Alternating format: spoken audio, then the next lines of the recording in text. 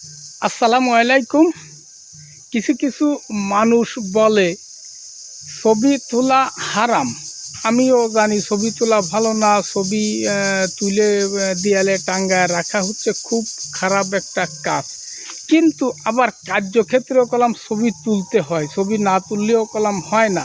তা কিছু কিছু ক্ষেত্রে ছবি তোলা হচ্ছে ভালো। কোন কোন ক্ষেত্রে জানেন?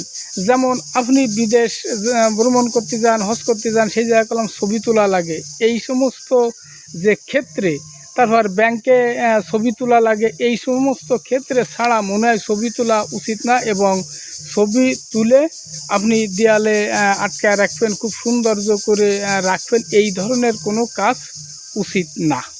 এটা হচ্ছে খুব একটা খারাপ। কিন্তু কার্যক্ষেত্রে আবার তোলাও যায়। রাষ্ট্রীয় কিছু সিস্টেম আছে, রাষ্ট্রীয় কিছু কাজ আছে, এই সমস্ত কাজে তোলা বাধ্যতামূলক, তুলতেই হবে।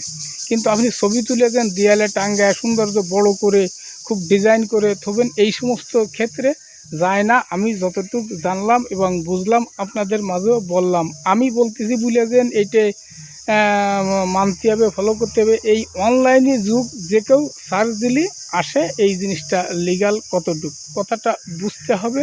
আল্লাহ হাফেজ।